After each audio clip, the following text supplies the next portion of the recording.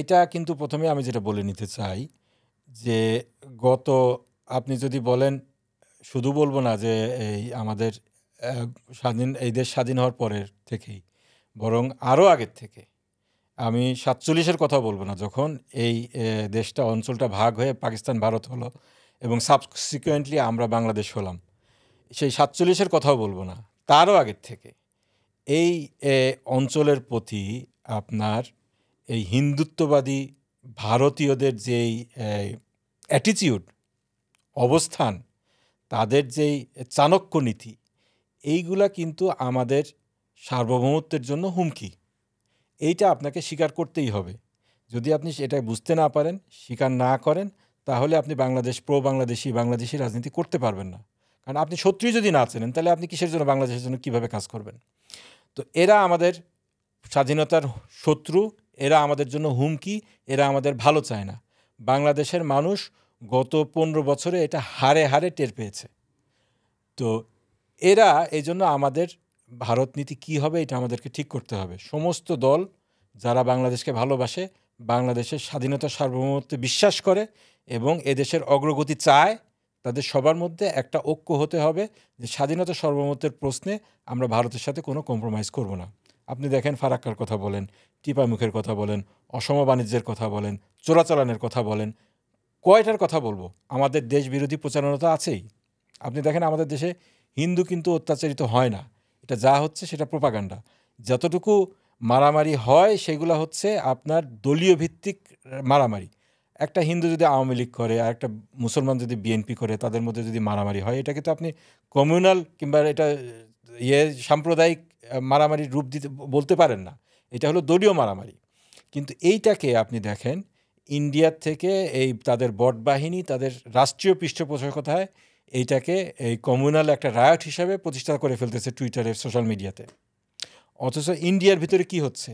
সেইখানে যে ধরনের মুসলমানদেরকে অত্যাচার করা হয়, শুধু মুসলমান না তো, সেখানে সংখ্যালঘু সবাইকে অত্যাচার করা হচ্ছে।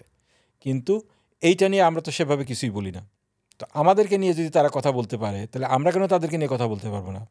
মোদির কি রাইট আছে যখন সে ডক্টর ইউনূসের সাথে কথা বলবে, তখন তাকে প্রশ্ন করবে যে আপনি হিন্দুদের নিরাপত্তা দেন?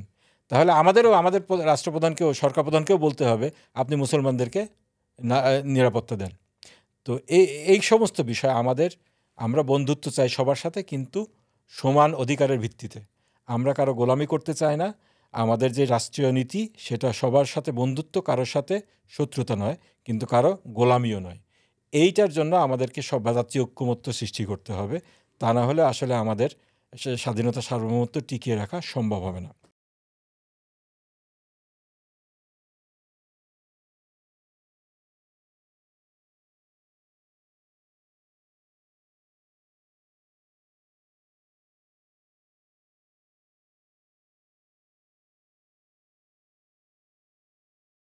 এখানে আমি আসলে বর্তমানে কাজ করছি। দেশে যাওয়ার চিন্তা আছে, দেশে যাবো ইনশাআল্লাহ। কিন্তু তার আগে আমার যেই পেন্ডিং আইনি কাজগুলো আছে এখানে আ আইন আদালতে, সেগুলাকে আমাকে গুছিয়ে নিয়ে তারপর যেতে হবে। তো এইবার আমি গিয়েছিলাম অত্যন্ত সংক্ষিপ্ত ১১ দিনের সফরে। তো ইচ্ছা সত্ত্বেও সবার সাথে, যাদের সাথে দেখা করার ইচ্ছা ছিল, দেখা করতে পারি নাই। আমার মেজরিটি সময়টা কেটেছে যাদের আব্বুর জন্য ভালোবাসা ছিল, শহীদ মাওলানা মতিউর রহমান নিজামীর জন্য আবেগ আছে, অ্যাম ভালোবাসার সম্পর্ক ছিল, তাদের সাথে সময় দিতে দিতেই আসলে ১১টা দিন কীভাবে কেটে গিয়েছে আমি সেভাবে আসলে টেরই পাইনি। এরপরেও আমি আমার প্রাক্তন কর্মক্ষেত্র এবং ভবিষ্যতেও সেটা আমার কর্মক্ষেত্র হবে। আইন অঙ্গনে আমি গিয়েছি, হাইকোর্ট বন্ধ ছিল। কিন্তু আমার কলিগ যারা ছিলেন, তাদের সাথে আলাপ আলোচনা হয়েছে। অ্যাম সরকার এবং বিভিন্ন পলিটিক্যাল নেতৃবৃন্দের সাথেও টুকটাক আলোচনা হয়েছে।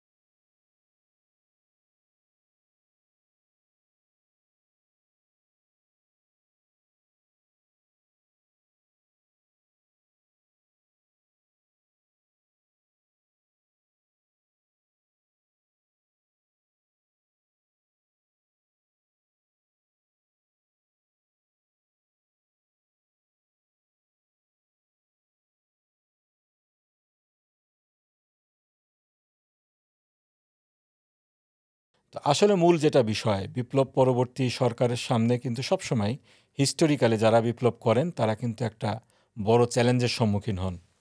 এই চ্যালেঞ্জটা হলো বিপ্লবের আগের যে ফ্যাসিবাদী সরকারগুলা দেশটার, যেটা বললাম, সমাজের এবং তথা দেশের সমস্ত প্রতিষ্ঠানগুলোকে ধ্বংস করে দিয়ে যায়। এইগুলাকে পুনর্গঠন করা, সংস্কার করা কিন্তু একটা বড় চ্যালেঞ্জ। এটা ছোটোখাটো চ্যালেঞ্জ না। আপনি দেখেন বিচার বিভাগকে নষ্ট করে দেওয়া হয়েছে, প্রশাসনকে দলীয়করণ করা হয়েছে, পুলিশ বিভাগকে এটাকে দলীয় পেটোয়া বাহিনীতে রূপান্তরিত করা হয়েছে। ইভেন সেনাবাহিনীতেও যেভাবে দলীয় লোকজনকে ঢুকানো হয়েছে এবং তারাও যেভাবে ফ্যাসিবাদ প্রতিষ্ঠার জন্য অতীতে কাজ করেছে, এই সমস্ত কিছু সংস্কার কিন্তু, এবং নির্বাচন কমিশনও আছে, সাংবিধানিক পোস্টগুলো আছে। তো এইগুলা সমস্ত কিছু, এইগুলা সংস্কার করা কিন্তু একটা ছোটোখাটো বিষয় না, একটা বিশাল কর্মযজ্ঞ। আমি মনে করি যে এটা তত্ত্বাবধায়ক সরকারের পক্ষে একার পক্ষে সম্ভব না। সমস্ত যারা স্টেক হোল্ডার্স আছেন, পলিটিক্যাল পার্টিগুলো আছে, তত্ত্বাবধায়ক সরকার, সুশীল সমাজ, সিভিল সোসাইটি, সবাইকে মিলেই এটা করতে হবে। তো এটা বিভিন্ন ধাপে ধাপে করতে হবে। আমি বলছি না যে তত্ত্বাবধায়ক সরকারকেই সব কিছু করে তারপর ইলেকশন দিতে হবে। একটা পর্যায়ে ইলেকশন আসবে এবং এর ধারাবাহিকতায় যারা ক্ষমতায় আসবে তাদেরকে ওই সংস্কারটা কন্টিনিউ করতে হবে। তো এই জন্য একটা সহযোগিতার পরিবেশ আছে আলহামদুলিল্লাহ, যে আমরা দেখছি যে এই সরকার প্রতিনিয়ত রাজনৈতিক দলগুলোর সাথে আলাপ আলোচনা করছে এবং তাদের সংলাপের ভিত্তিতেই দেশটাকে চালানোর চেষ্টা করছে। তবে প্রতি বিপ্লবীরা কিন্তু বসে নেই। আপনারা দেখছেন গত 15 বছরে যারা সুবিধাভোগী ছিল তারা কিন্তু এই প্রকাশ্যে গোপনে ষড়যন্ত্র করে যাচ্ছে, দেশে এবং দেশের বাইরে থেকে ষড়যন্ত্র করে যাচ্ছে। এবং এই সরকার তাদের লিমিটেশন, যতগুলো সীমাবদ্ধতা নিয়েই এটাকে মোকাবেলার চেষ্টা করছে। বলবো না সব কিছু তারা যা করছে সেটা ভালো করছে, কিংবা ভালো তো করছে অবশ্যই, মানে ঠিকভাবে করতে পারছে। ভুলভ্রান্তি তো হবেই, মানুষের ভুলভ্রান্তি হওয়াটাই তো স্বাভাবিক। তবে কিছু কিছু বিষয় মনে হয় এইগুলা অ্যাড্রেস করা দরকার। যে আমরা সরকারের ধারাবাহিকতার নামে এই যে সংবিধানটাকে রেখে দেওয়া হলো, যেই সংবিধানটাকে বিভিন্ন আদালতের কাঁধে বন্দুক রেখে আসলে এমনভাবে অকার্যকর করে ফেলা হয়েছে, এর মাধ্যমে কতটুকু বিপ্লবের সুফল মানুষের কাছে পৌঁছে দেওয়া যাবে, এইটা কিন্তু আসলে মানে প্রশ্নবোধক। এটা প্রশ্নবোধক শুধু বলবো না, এটা অসম্ভব। আপনাকে বিপ্লবের সুফল মানুষের ঘরে পৌঁছে দিতে হলে আপনাকে এই সংবিধানকে বঙ্গোপসাগরে ছুঁড়ে ফেলে দিতে হবে। কেন? প্রথমত দেখেন, এইখানে একটা দলকে, একটা পরিবারকে উপরে উঠানোর জন্য সবাইকে দ্বিতীয় শ্রেণীর নাগরিক করে দেওয়া হয়েছে। এই মডার্ন আপনি কোনো দেশে শুধুমাত্র ওল্ড যেই দেশগুলো ছিল কিংবা কমিউনিস্ট দেশ ছাড়া কোথাও কিন্তু জাতির পিতার কোনো নাই। এখানে জাতির পিতাকে এমনভাবে তাকে যেন একটা গড হিসাবে ট্রিট করা হয়েছে সংবিধানে। তার বিরুদ্ধে কিছু বলা যাবে না, এটা রাষ্ট্রদ্রোহিতার পর্যায়ে চলে যায়। তারপরে আপনার দেখেন যে এই সংবিধান প্রথম থেকেই এটা কিন্তু জনসাধারণের আবেগ অনুভূতির সাথে যায় না। আপনার এই সংবিধান যখন ৭২ সালে রচনা করা হলো, এর ভিত্তি কী হওয়া উচিত ছিল বলেন? এর ভিত্তি হওয়া উচিত ছিল যে স্বাধীনতা যুদ্ধ তৎকালীন সময়ে যেটা হয়েছিল তার আগে একটা ইলেকশন হয়েছিল, সেখানে সেই ইলেকশনে যারা জয়ী হয়েছিল তাদের একটা ইলেকশনের ম্যানিফেস্টো ছিল। সেটাই হতে পারে, কারণ সেটার পক্ষে মানুষজন ম্যান্ডেট দিয়েছিল, ওভারওয়েলমিং ম্যান্ডেট দিয়েছিল। সেইখানে ছিল কোরআন হাদিস বিরোধী কোনো আইন করা হবে না। আরও অনেক কথা ছিল যেগুলো বললে এখন বিতর্ক সৃষ্টি হবে, আমি ওইদিকে যাচ্ছি না। সেখানে আপনি ধর্মনিরপেক্ষতার কথা ছিল না, সমাজতন্ত্রের কথা ছিল না। আপনি এইগুলো কোথার থেকে পাইলেন? এইটা তো পরিষ্কার যে ৭২ সালের সংবিধান এইটা পার্শ্ববর্তী দেশের আঙ্গুলি হেলানো হয়েছে এবং এই জিনিসগুলা পার্শ্ববর্তী দেশের সংবিধান থেকে আমাদের দেশে সংবিধানে ইনকর্পোরেট করা হয়েছে। এবং আপনি দেখেন শুধুমাত্র ইলেকশনের ম্যানিফেস্টো, ৭০ ইলেকশনের ম্যানিফেস্টো না, আপনার এই স্বাধীনতার যে ঘোষণাপত্র, প্রোক্লেমেশন অফ ইন্ডিপেন্ডেন্স, সেখানেও কিন্তু এই সমস্ত কথা ছিল না। ধর্মনিরপেক্ষতার কথা ছিল না, ধর্মভিত্তিক রাজনীতিগুলো নিষিদ্ধ করা হবে এগুলোর কথা ছিল না, ধর্মের ভিত্তিতে কোনো সংগঠন করা যাবে না এই ধরনের কথা ছিল না। এইগুলো কিন্তু ঢুকিয়ে দেওয়া হয়েছে। এবং এই সংবিধান করে উচিত ছিল, আপনারা সংবিধান ঠিক আছে প্রপোজাল করছেন, এটা মানুষের মতামত নেওয়া, রেফারেন্ডামে দেওয়া, গণভোট নেওয়া, সেটাও করা হয়নি। পরবর্তীতে সংবিধানের চতুর্থ সংশোধনের মাধ্যমে গণতন্ত্রকে তো হত্যা করা হলো, একদলীয় বাকশাল কায়েম করা হলো। তো সেখানেও কিন্তু জনগণের মতামতকে তোয়াক্কা করা হয়নি। এর পরবর্তীতে পঞ্চম সংশোধনীর মাধ্যমে এটাকে কিছুটা জনগণের আবেগ অনুভূতিকে অ্যাকোমোডেট করার চেষ্টা করা হয়েছিল। এইখানে আল্লাহর প্রতি আস্থা বিশ্বাসকে ঢুকানো হয়েছিল এবং সমাজতন্ত্রের একটা ব্যাখ্যা দেওয়া হয়েছিল, সামাজিক সাম্য, এই সমস্ত কিছু। কিন্তু পরবর্তীতে কি হলো, বিসমিল্লাহ ঢুকানো হলো। পরবর্তীতে অষ্টম সংশোধনীর মাধ্যমে খুব সম্ভব রাষ্ট্রধর্ম ইসলামেরকেও ঢুকানো হলো। কিন্তু দেখেন 2005 সালে এসে এই ফ্যাসিবাদের, আমি বলবো সে হলো মাস্টার মাইন্ড, বিচারপতি খায়রুল হক। সে কলমের এক খোঁচায় পঞ্চম সংশোধনী উড়িয়ে দিল। কি বলল? Basic feature of the constitution, এইটা হলো ধর্মনিরপেক্ষতাবাদ, আপনার এই সমাজতন্ত্র, গণতন্ত্র, এইগুলা হলো জাতীয়তাবাদ, এইগুলা হলো বাঙালি জাতীয়তাবাদ, এইগুলো হলো সংবিধানের মৌলিক কাঠামো, এইগুলাকে আপনি কোনোভাবেই চেঞ্জ করতে পারবেন না। জনগণ 100% জনগণও যদি চায় তাহলেও পারবেন না। এইটা একটা কথা হলো, তাহলে গণতন্ত্র কোথায়? তো এবং এই পথ পরবর্তীতে একের পর এক যে সংশোধনীগুলা বাতিল করার রায় দেওয়া হলো এবং পরবর্তীতে তত্ত্বাবধায়ক সরকার বাতিল করে আপনার এই ফ্যাসিবাদকে জেকে বসার সুযোগ করে দিল হাইকোর্ট, এই ফ্যাসিবাদের দোসর হাইকোর্ট। তো এর মাধ্যমে, এগুলোর মাধ্যমে যেটা হয়েছে, আপনার সংবিধানকে একেবারে পরিপূর্ণভাবে অকার্যকর করে ফেলা হয়েছে। এক তো প্রথম থেকেই সংবিধানে এখানে জনগণের মতামত, আবেগ, অনুভূতির তোয়াক্কা করা হয় নাই। পরবর্তীতে এই নিজেদের ক্ষমতাকে কুক্ষিগত করার জন্য, ফ্যাসিবাদকে প্রলং করার জন্য এই সংবিধানকে পুরোপুরি অকার্যকর করে ফেলা হয়েছে। তো এই সংবিধান আপনি কিভাবে, এটার মাধ্যমে আপনি কিভাবে এই নতুন যে বিপ্লব হলো এটার ফলাফলগুলো মানুষের ঘরে তুলে দিবেন? এই আন্দোলনের মূল বিষয় ছিল বৈষম্য বিরোধী একটা মানুষের সেন্টিমেন্ট। এই দেশে কোনো পরিবারের কিংবা কোনো গোষ্ঠীর একক আধিপত্য থাকবে না। এখানে এই দেশে, স্বাধীন দেশে আমরা সবাই সমান। কিন্তু এই সংবিধানই তো তার বিপরীত। এই সংবিধান কি করছে? আমাদেরকে একটা পরিবার, একটা গোষ্ঠীকে, এই জাতিকে মুক্তিযুদ্ধের ভিত্তিতে দুই ভাগ করে ফেলা হয়েছে, বিভাজিত করে ফেলা হয়েছে। তো তাদের মুক্তিযোদ্ধা, তাদের নাতি পুতি, এরা হলো ফার্স্ট ক্লাস সিটিজেন আর সবাই হলো সেকেন্ড ক্লাস সিটিজেন। তো আপনাকে এই জন্য এই সংবিধানকে পরিপূর্ণভাবে বাতিল করতে হবে। আপনার প্রথম থেকে এটা বাতিল না করার কারণে একে একে জটিলতাগুলো কিন্তু আসছে, এইগুলো কিন্তু বাড়ছে। তো এখন এটা কোন দিকে যাবে আল্লাহ ভালো জানেন, আল্লাহ আমাদেরকে রক্ষা করুন। কিন্তু প্রথমে যে কাজটা করা উচিত ছিল সেটা করা হয়নি। এবং এরপরে আরও কিছু বিষয় আছে, এটা সময়ের সংক্ষিপ্ততার কারণে বলতে পারছি না।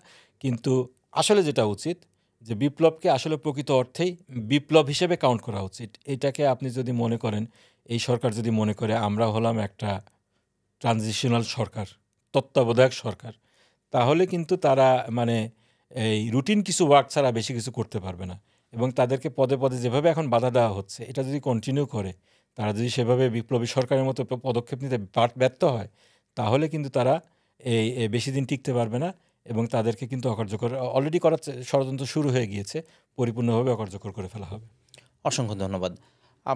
আপনি বলছিলেন যে বাংলাদেশের সার্বিক যে বর্তমান অবস্থা, আপনি জানেন যে সোশ্যাল মিডিয়া এবং বিভিন্ন জায়গায় মানুষ এটা নিয়ে অনেক কথা বলছে যে বিপ্লবী সরকারের যে রূপরেখা হওয়া দরকার ছিল, যে প্রক্রিয়ায় বিপ্লবী সরকার প্রতিষ্ঠা হওয়ার দরকার ছিল, সেই কোনো প্রক্রিয়ায় আসলে অবলম্বন করা হয়নি।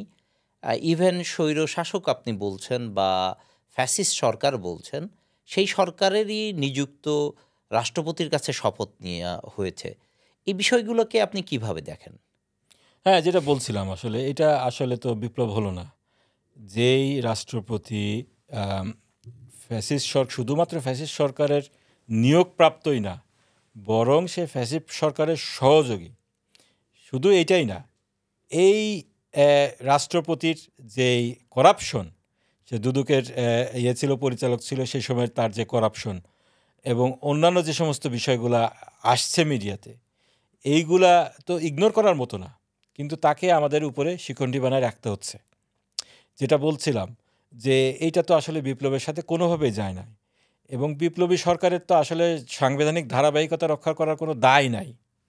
এখন যে কথাগুলো আসছে প্রধানমন্ত্রী আসলেও পদত্যাগ করছিল কিন্তু করে নাই। আরে বাপ, আপনি চলে গেছেন পালায় দেশ ছেড়ে, আপনাকে বিপ্লবের মাধ্যমে উৎখাত করা হয়েছে, আপনার পদত্যাগপত্র কি? এখন তো মিডিয়াতে যে সমস্ত সোশ্যাল মিডিয়াতে যে সমস্ত বিষয় আসে যে লক্ষণ সেন যখন বখতিয়ার খিলজি আসছিল তখন পিছনের দরজা দিয়ে পালায় গেছিল, আর এক লক্ষণ সেন আপনি পালায় গেছেন। লক্ষণ সেন কি পদত্যাগপত্রে সাইন করে গেছিল নাকি? কোথায় সেই পদত্যাগপত্র? এইগুলো তো একটা ফাইজলামি কথাবার্তা। তো এই যে এই ধরনের প্রশ্নগুলো আসছে, এইগুলা কিন্তু ওই মূল হলো আপনার সেই ইয়েটা, যে আপনি সাংবিধানিক ধারাবাহিকতা এবং এই রাষ্ট্রপতিকে রেখে দিলেন, এই সমস্ত কথাবার্তা করলেন। এবং আরও যেটা হাস্যকর বিষয়, এই ফ্যাসিবাদের দোসর হলো হাইকোর্ট।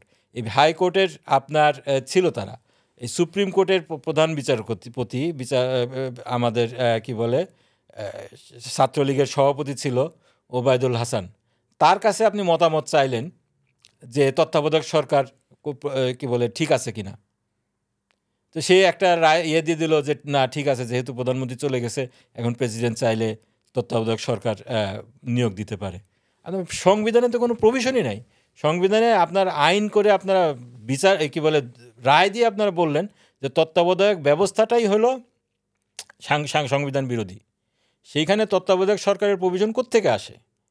এবং আপনারা যেটা করছিলেন সেখানে বলছিলেন যে তত্ত্বাবধায়ক সরকার তো থাকবেই না, বরং কোনো প্রধানমন্ত্রী যদি পদত্যাগ করে তাহলে যতক্ষণ পর্যন্ত না নতুনভাবে নির্বাচন হবে পূর্ববর্তী প্রধানমন্ত্রী কিংবা নির্বাচিত প্রতিনিধিরা ক্ষমতায় থাকবে।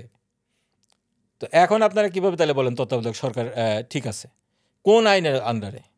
তো এই সরকার যদি তাদের লেজিটিমেসি আপনার সংবিধান থেকে খোঁজার চেষ্টা করে তাহলে তো ভুল করবে, কারণ সেখানে কোনো লেজিটিমেসি কোনো প্রভিশন নাই তাদের। এই সরকারের লেজিটিমেসি হলো বিপ্লব পরবর্তী সরকারের আপনার এই ধরনের কনস্টিটিউশনাল ধারাবাহিকতার কোনো দরকার হয় না। বিপ্লবই তাদের ম্যান্ডেট দিয়েছে, ক্ষমতায় বসিয়েছে, এবং বিপ্লবকে ধারণ করে তারা নতুন সংবিধান রচনা করবে। এটাই ছিল জনগণের আশা আর প্রত্যাশা। আপনার কাছে এবারে আমরা জানতে চাই যে সম্প্রতি সময়ে আমরা দেখলাম যে আরেকজন মজলুম জননেতা,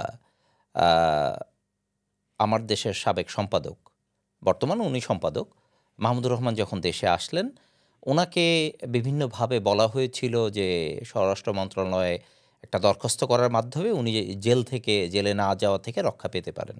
কিন্তু উনি সবসময়ই খুব স্ট্রং ক্যালিবারের একজন মানুষ, যেই ধরনের ক্যালিবার আমরা খুব অল্প দেখি বাংলাদেশে। সেই ক্ষেত্রে উনি যেটি দেখলাম যে খুব স্ট্রংলি উনি জেলে যাওয়ার ব্যাপারে ওনার কোনো দ্বিধা নেই। কিন্তু ওনার কথা যেটা ছিল আমরা মিডিয়া মাধ্যমে জানতে পারলাম এবং দেখলাম যে উনি বললেন যে উনি তো অন্যায় করেননি। একটা ফ্যাসিস্ট সরকার তাকে হত্যার চেষ্টা করছে, তাকে মেরে ফেলার চেষ্টা করছে, তাকে দেশ থেকে বের করে দেওয়া হয়েছে। এরপরে তার বিরুদ্ধে মামলা আছে এবং সেই মামলার এগেনস্টে তাকে জেলে যেতে হচ্ছে। তাহলে বিপ্লবী সরকারের ভূমিকাটা কি হলো? কিভাবে বিপ্লবী সরকার গঠিত হলো বা কিভাবে বিপ্লবী সরকার রান করছে? যদি এই ধরনের বিপ্লবী সরকার বলতে আগের সরকারের সমস্ত অপকর্মর বিরুদ্ধেই তো একটা বিপ্লব, এবং আগের সরকার পালিয়ে যাওয়ার বিষয়টার মাধ্যমে তো পুরনো ইতিহাসটাকে স্টপ করে দিয়ে নতুন করে শুরু করা। সেই ক্ষেত্রে দেখা যাচ্ছে যে বাংলাদেশে এখনও আইনের শাসনের কথা বলা হচ্ছে। পুরনো আইন যেই অন্যায় আপনি যেটা বললেন সেগুলোকেই দিয়ে যারা এই আইনের মাধ্যমে যারা এতদিন পর্যন্ত ভিক্টিমাইজ হয়েছে তারা এখনও পর্যন্ত একই হচ্ছে। তাহলে এইটাকে আপনারা কিভাবে বিপ্লব হিসেবে দেখছেন, বা এটা আসলে এই বিপ্লবের মূল ইয়েটা কি?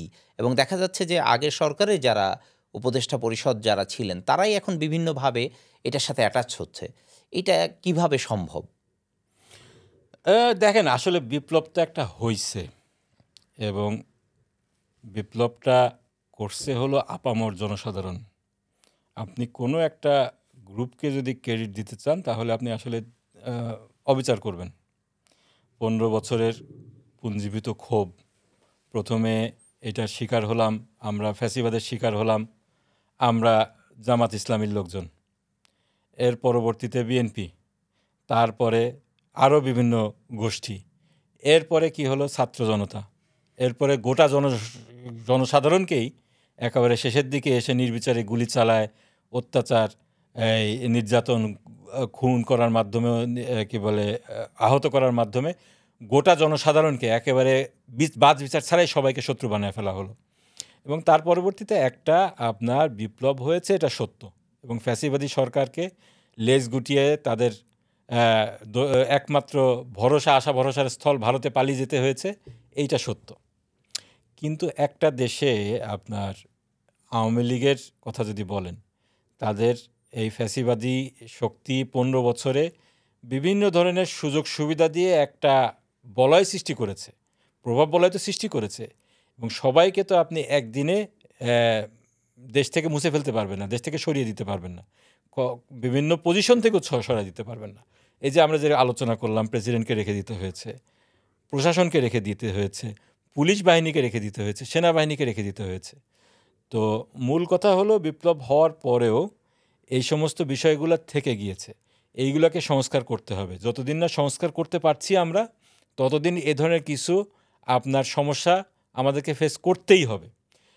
জনাব মাহমুদুর রহমান সাহেবের কথা বললেন, ওনাকে আমি শ্রদ্ধা করি এবং ওনার যেই অনমনীয় অন্যায় ফ্যাসিবাদের বিরুদ্ধে ওনার যে ভূমিকা, এইটাকে আমি অবশ্যই শ্রদ্ধা করি এবং এটা আমাদের জন্য অনুকরণীয়। এবং যেই মামলায় ওনাকে জেলে যেতে হয়েছে, যেই মামলায় ওনার শাস্তি হয়েছে, এটা তো অত্যন্ত হাস্যকর। এই ফ্যাসিবাদী সরকারের অন্যতম যে শেখ হাসিনা, তার ছেলে জয়, তাকে হত্যা চেষ্টার মামলা, এর চাইতে হাস্যকর মামলা তো হতেই পারে না। এবং এই মামলায় অনেকে জামিনে আছে, সেখানে সাজা পাওয়ার পরেও জামিনে আছে।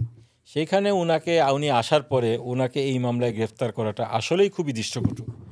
বিশেষ করে এই বিপ্লবী সরকারের কাছে এটা অবশ্যই মানুষজন আশা করে নাই এবং এটা মারাত্মক একটা ভুল হয়েছে। আমি মনে করি মাহমুদুর রহমান সাহেবের কাছে এই সরকারের ক্ষমা চাওয়া উচিত। এই জন্য এই মামলা, যে সমস্ত মামলা এরকম হাস্যকর এবং যে সমস্ত মামলা গত সরকার উদ্দেশ্যপ্রণোদিতভাবে বিরোধী দলের আন্দোলন, মিডিয়া এদেরকে দমন করার জন্য ব্যবহার করেছে, সেই সমস্ত মামলা, এগুলো তো obvious on the face of it, prima ফেসি এটা বোঝাই যায় এটা যে জয়কে হত্যা করার জন্য উনি বিদেশ থেকে ষড়যন্ত্র করছেন। এটা একটা হইতে পারে? তো এই ধরনের মামলাকে মামলা হিসেবে স্বীকার করা, এর ভিত্তিতে মানুষকে গ্রেপ্তার করা এই বিপ্লবী সরকারের, এটা আসলে যায় না বিপ্লবী সরকারের সাথে।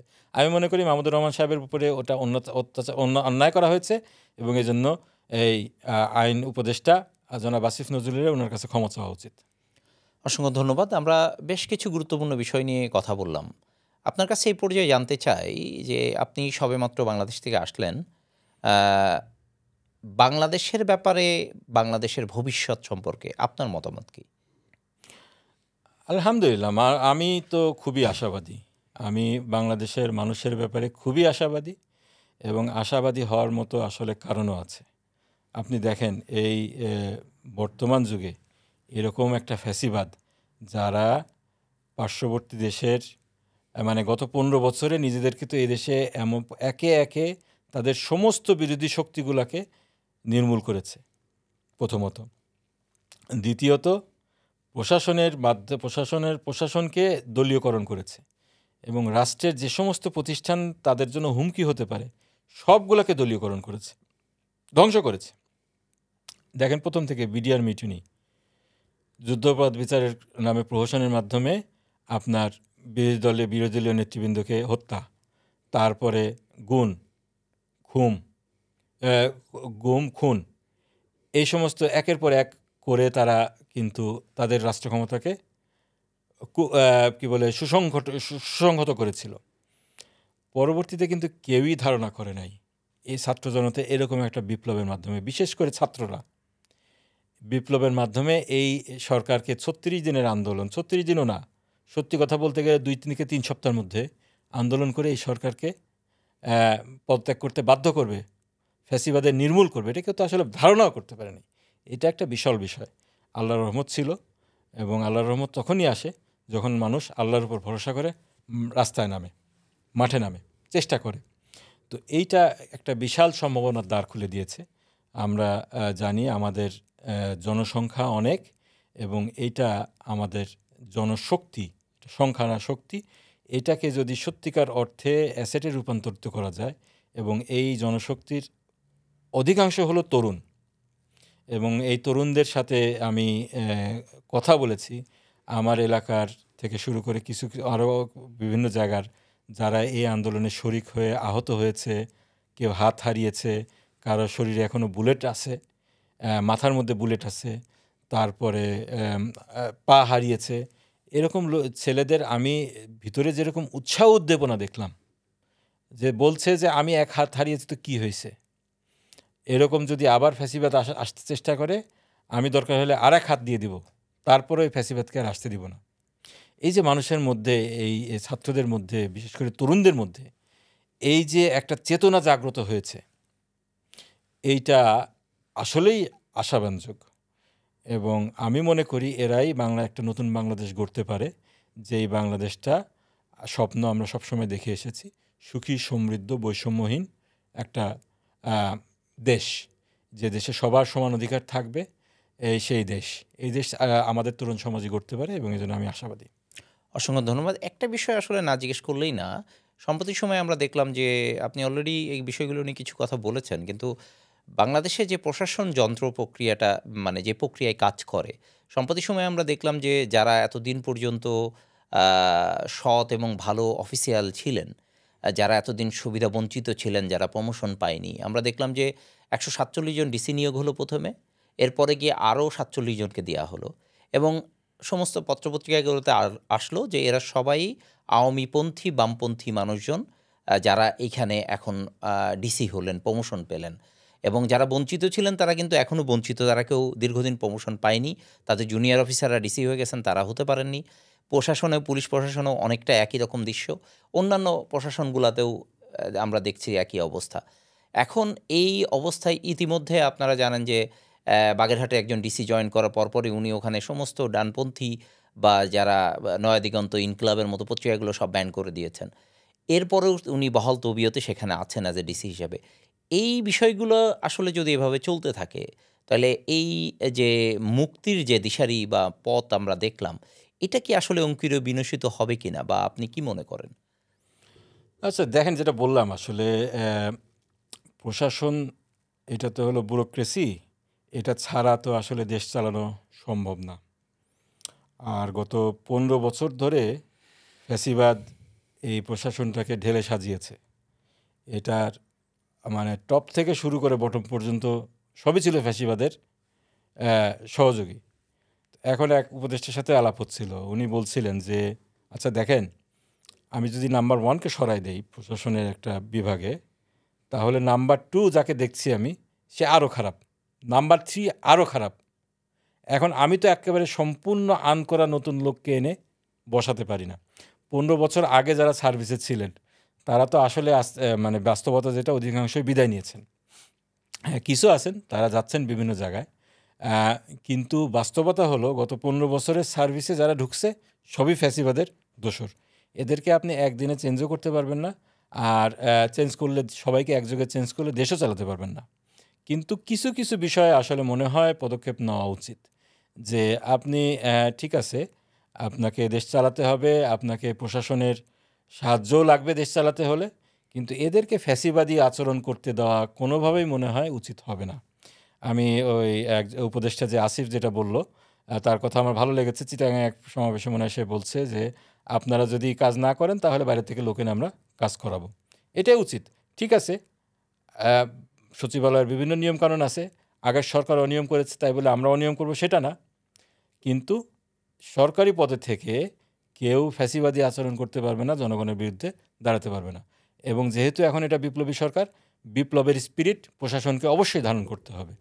তো এইটা মনে হয় খুবই এক্ষেত্রে দৃঢ় থাকা উচিত। এক্ষেত্রে ছাড় দেওয়ার বিন্দুমাত্র মনে হয় অবকাশ নেই। আরেকটা বিষয় আসলে জানতেই হয় যে সম্প্রতি আমরা দেখলাম যে বিপ্লবের পরপরই বিশেষ করে জামাতে ইসলাম ১ম যেটা দেখা গেল যে সবাইকে মাফ করে দেওয়ার যে ঘোষণা, এটা নিয়ে বিভিন্ন কথা এসেছে। এটাতে আমরা যেতে চাই না।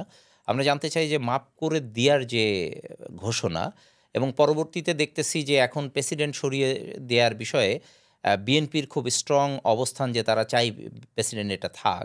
কারণ তারা হয়তো অন্য কিছু আশঙ্কা করছে যে প্রেসিডেন্টকে সরিয়ে দিলে অন্য কেউ আসলে লং টাইম থাকবে বা এরকম কিছু। কিন্তু আল্টিমেটলি যদি প্রেসিডেন্টকে না সরানো হয়, সেটা কি দেশের জন্যে আরও ক্ষতিকর বিষয় হয়ে দাঁড়াবে না? বা এই যে ক্ষমা করার মাধ্যমে যে ফ্যাসিজম যে দেশের উপরে চেপে বসেছিল, তারা যে ভয়টা পেয়েছিল বিপ্লবের পরে, সেই ভয়টাকে কি আমরা আসলে নির্মূল করে দিলাম না? তাদেরকে আরো সাহসী করলাম না? এবং ফ্যাসিজমকে প্রতিষ্ঠিত রাখতে এবং অন্যায়গুলোর সাথে সম্পৃক্ত থাকতে আমরা কি তাদেরকে সাহায্য করতেছি না? আসলে যে ক্ষমার বিষয়টা, এটা আসলে এই সাধারণ ক্ষমা, এটাকে এইভাবে পোট্রে করা, এটা আসলে ডক্টর শফিকুর রহমান আমির জামাতকে মিসকোট করা হয়েছে মিডিয়াতে।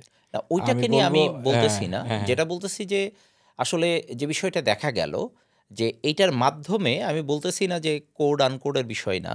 যেটা আমি জানতে চাই সেটা হচ্ছে যে এইটার মাধ্যমে কি ওই ফ্যাসিস্টরা সাহস পেল কিনা? যেটা দেখা গেল যে এই যে ডিসিদের প্রমোশন আপনি যেটা বললেন প্রশাসনের সব লেভেলে তারা যেভাবে সাজিয়েছে।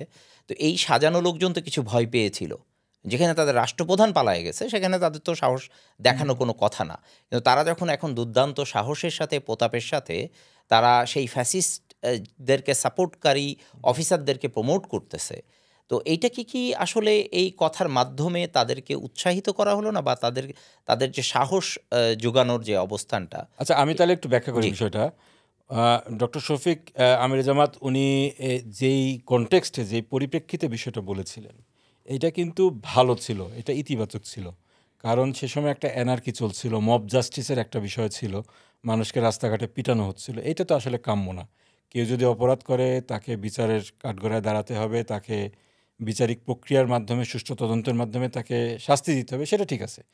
কিন্তু মব জাস্টিস, রাস্তাঘাটে গণপিটুনি দেয়া, এটা তো ঠিক ছিল না সেই সময়ের পরিপ্রেক্ষিতে। হ্যাঁ, মব জাস্টিসেরও কারণ আছে। কারণ গত ১৫ বছরে বিচারহীনতার যে একটা সংস্কৃতি তৈরি হয়েছে, যার কারণে মানুষ হতাশ হয়ে আইন হাতে তুলে নিচ্ছে। আমি মনে করি এটার অবসানের জন্য সুষ্ঠু বিচার, যারা অপরাধী তাদের দৃষ্টান্তমূলক শাস্তি, এগুলো হওয়া উচিত। কিন্তু ওই যে সেই সময়ের একটা অ্যানার্কি, অরাজকতা, এইটার পরিপ্রেক্ষিতে আইন যাতে কেউ হাতে তুলে না নেন, সেজন্য তিনি বলেছিলেন যে জামাত অ্যাজ এ সংগঠন দীর্ঘদিন যে অত্যাচারের শিকার হয়েছে, সেটার জন্য কোনো প্রতিশোধমূলক পদক্ষেপ নিবে না। উনি যেটা মিন করেছেন সেটা হলো আইন নিজের হাতে তুলে নেবে না। কিন্তু এটাকেই ভুলভাবে উপস্থাপন করে সাধারণ ক্ষমার কথা বলা হয়েছে। উনি একই সাথে কিন্তু বলেছিলেন যে যারা ব্যক্তিগতভাবে অত্যাচারের শিকার হয়েছে, তারা যদি বিচারের জন্য আসে তাহলে জামাতের পক্ষ থেকে সহযোগিতা করা হবে বিচার নিশ্চিত করার জন্য। এটা কি বলে, বিচার বিভাগের মাধ্যমেই করতে হবে, এই সরকারের মাধ্যমেই করতে হবে, আইন নিজের হাতে তুলে নেওয়া যাবে না। কিন্তু ওনার কথাটাকে খণ্ডিত করে এই যারা বললেন ফ্যাসিবাদের দোসর কিন্তু আসলে মিডিয়াও ছিল। এবং এই বিপ্লব পরবর্তীতে এই মিডিয়াগুলা যখন দেখলো যে তারা এতিম হয়ে গেছে, তারা এরপরে কি করলো, চটকদার খবরের মাধ্যমে, তাদের তো আর খাম আসে না বিভিন্ন জায়গা থেকে, চটকদার খবরের মাধ্যমে তারা ভিউ বাড়ানোর একটা প্রতিযোগিতা, অসুস্থ প্রতিযোগিতায় নামলো। এক্ষেত্রে জামাত যেহেতু অ্যাক্টিভ ছিল মাঠে, তাদের বক্তব্যগুলো বেশি আসতো, এইগুলাকে বিভিন্নভাবে তারা প্রেজেন্ট করতো। এর মাধ্যমে কিন্তু এই যে সাধারণ ক্ষমার বিষয়টা আসছে। সাধারণ ক্ষমা ঘোষণা তো আপনার কোনো দলীয় প্রধান করতে পারেন না, এইটা তো হলো রাষ্ট্রের বিষয়। ডক্টর শফিক মোহতারাম আমিরে জামাত উনি তো রাষ্ট্রীয় প্রধান হয়ে যান নাই, উনি কেন সাধারণ ক্ষমা ঘোষণা করতে যাবেন? উনি সাধারণ ক্ষমা ঘোষণা করেনও নাই। উনি বলছেন দল হিসাবে আমাদের উপরে দীর্ঘদিন যে অত্যাচার করা হয়েছে এটা স্বাভাবিক। ইসলামী আন্দোলন করতে যায় যারা, তারা যুগে যুগেই সরকারের হাতে নির্যাতিত হয়। যারা অসৎ লোক, ইসলাম যারা চায় না, যারা খারাপ লোক, তাদের হাতে নির্যাতিত হয়। এটা ইসলামী আন্দোলনের ইতিহাস। এবং ইসলামী আন্দোলন কখনোই এটাকে মনে করে তারা এটা আল্লাহর পক্ষ থেকে পরীক্ষা, এবং এর বিনিময়ে তারা আশা করে আল্লাহর কাছ থেকে। এইটার প্রতিশোধ নেওয়া, প্রতিহিংসাপরায়ণ রাজনীতি করা, এটা ইসলামী আন্দোলনের সাথে আসলে যায় না। উনি সেই স্পিরিটটাই তুলে ধরার চেষ্টা করেছেন। এবং ওনার কথার যে ছিল যে আইন নিজের হাতে তুলে নেওয়া যাবে না, ব্যক্তি যারা অপরাধের শিকার হয়েছেন, নির্যাতনের শিকার হয়েছেন, তাদের বিচার পাওয়ার অধিকার আছে, সেক্ষেত্রে সংগঠন সহযোগিতা করবে। কিন্তু যেটা বললাম, মিডিয়া ভিউ পাওয়ার জন্য জিনিসটাকে এমনভাবে নিয়ে গেছে। আপনি বলতেই পারেন এটার কারণে ফ্যাসিবাদ উৎসাহিত হইতেই পারে, এটা হয়তো মিডিয়ারই একটা প্লট ছিল। কিন্তু এক্ষেত্রে আমি আমিরে জামাতের কোনো সেভাবে দোষ দেখি না। অসংখ্য ধন্যবাদ। অসংখ্য ধন্যবাদ ব্যারিস্টার মোমেন আমাদের সাথে সময় দেওয়ার জন্যে। অনেক বিষয় আসলে জানার ছিল যেহেতু আপনি সম্প্রতি দেশ থেকে এসছেন। তবুও সময় আসলে সংকীর্ণ হওয়ার কারণে আমরা এতটা সময় দিতে পারি নাই। যদি সময় হয় সামনে আমরা আরও বিষয় নিয়ে আলোচনা করব। সে পর্যন্ত আমাদের সাথে থাকবেন, আমাদেরকে সহযোগিতা করবেন। ধন্যবাদ অসংখ্য। আপনাকে ধন্যবাদ। আসসালামু আলাইকুম। Thank you. এই দেখ এই জিনিস হচ্ছে, এটা খুব মজার জিনিস। না ভালো হয়েছে, এগুলো তো একসাথে যাবে না। হ্যাঁ, ওই এডিট জন্যে করে ছোট ছোট ক্লিপ হ্যাঁ করে ছোট চলে ছোট যায়। ক্লিপ যাবে, যে কারণে তোর ওই